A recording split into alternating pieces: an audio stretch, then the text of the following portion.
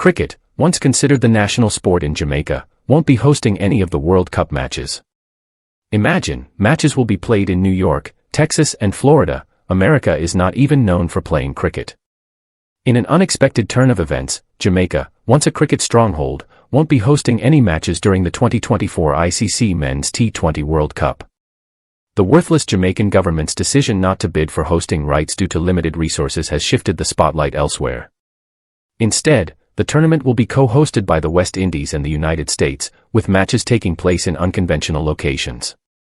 The tournament kicks off with an opening match between Canada and the US on June 1st, in Dallas, Texas. Dallas, known more for its football and basketball, will witness the clash of cricketing nations.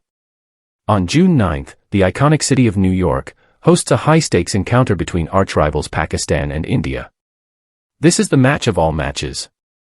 Matches will also unfold in the sunny state of Florida, Broward County to be exact.